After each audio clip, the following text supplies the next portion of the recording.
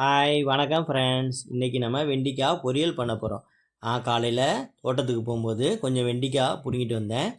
நம்ம தோட்டத்தில் விளைஞ்ச வெண்டிக்காய் தான், எவ்வளோ ஃப்ரெஷ்ஷாக இருக்குது பாருங்கள். நம்ம ஃபஸ்ட்டு அதுக்கு வெண்டிக்காயை நல்லா கழுவிட்டு நம்ம அதை சின்ன சின்னதாக பீஸாக வெட்டிக்கலாம். ஏன்னா நம்ம சின்ன சின்னதாக வெட்டினா தான் அதை நம்ம பொரியல் பண்ணுறதுக்கு ஈஸியாக இருக்கும். வெண்டிக்காய் பாருங்கள் எவ்வளோ ஃப்ரெஷ்ஷாக இருக்குன்னு. நம்ம தோட்டத்தில் விளைஞ்சது. நம்ம நல்லா அதை வெட்டினதுக்கப்புறம் அதே வானொலியில் நம்ம அதை நல்லா வதக்கிக்கலாம். எந்த எண்ணெயோ தண்ணியோ எதுவுமே போட தேவையில்லை. வெறும் வெண்டிக்காயை மட்டும் நல்லா வதக்கணும். ஏன்னா அப்போ தான் அதில் இருக்கிற ஈரப்பதம் போய் நல்லா ட்ரையாக ஓரளவுக்கு நல்லா சுண்ட சாப்பிட ஈஸியாக இருக்கும். நல்லா வதக்கினதுக்கப்புறம் அதை தனியாக எடுத்து வச்சிடலாம். எடுத்து வச்சுட்டு அதே பாத்திரத்தில் நம்ம நல்லா 2 ஸ்பூன் எண்ணெய் விட்டு கொஞ்சோண்டு கடுகு, கொஞ்சோண்டு உளுந்தம்பருப்பு போட்டு பொரிய விட்டுறலாம். நல்லா உளுந்தம்பருப்பும் கடுகும் நல்லா பொரிஞ்சு வந்ததுக்கப்புறம் நான் ஒரு வெங்காயம், கொஞ்சம் கருவேப்பிலை எடுத்து வச்சுருக்கேன். ஒரு வெங்காயத்தை நல்லா நைஸாக நறுக்கி வச்சுருக்கேன். ஒரு வெங்காயம், பெரிய வெங்காயம், அதை நல்லா நைஸாக நறுக்கியிருக்கேன். ஒரு 4 கருவேப்பிலை சும்மா டேஸ்ட்டுக்கு வாசத்துக்காகவும் போட்டுக்கலாம்.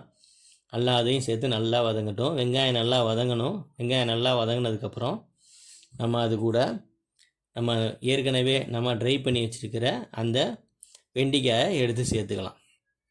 இப்போ வெங்காயம் வதங்கிருச்சு. இப்போ அந்த வெண்டிக்காயையும் அது கூட சேர்த்து நல்லா வதக்கிற வேண்டியது தான். நல்லா சுண்டணும். வெண்டிக்காயில் நீர் இருக்கும், அந்த நீர் நல்லா இறங்கி வெண்டிக்காய் நல்லா ட்ரையாக உருண்டு வரும். நான் சால்ட்டு உப்பு யூஸ் பண்ணுறேன். உங்களுக்கு தேவையான அளவு சால்ட்டு யூஸ் பண்ணிக்கோங்க. ஏன்னா ஈஸியாக கரைகிறதுக்காக தான் நல்லாயிருக்கும். ஏன்னா நம்ம இதுக்கு தண்ணி ஊற்ற போகிறதில்ல. வெறும் வெங்காயத்தில் இருக்கிற ஈரத்தில் அது சுண்டணும். வெங்காயத்தில் இருக்கிற தண்ணி இதுவும் நல்லா சுண்டணும். ஒரு 1/4 டீஸ்பூன் மஞ்சள் தூள், 1/4 டீஸ்பூன் சேர்த்துக்கோங்க, அது போதும். சும்மா வாசத்துக்கும் கலருக்கும் தான் 1/4 டீஸ்பூன் மஞ்சள் தூள். நான் 1.5 டீஸ்பூன் மிளகாத்தூள் எடுத்திருக்கேன். உங்களுக்கு காரம் எவ்வளோ வேணுமோ அதுக்கு தகுந்த மாதிரி எடுத்துக்கோங்க. ரொம்ப காரம் தேவையில்லை, ஏன்னா வெங்காயத்துலேயே காரம் இருக்கும். நம்ம கொஞ்சமாக மிளகாத்தூள், உப்பு, மஞ்சள் இது 3 மட்டும்தான் யூஸ் பண்ண போகிறோம். இப்போ நல்லா சுண்டை பெரட்டி எடுத்துட வேண்டியது தான். எவ்வளோக்கு அடி பிடிக்காமல் நல்லா பெரட்டி எடுங்க.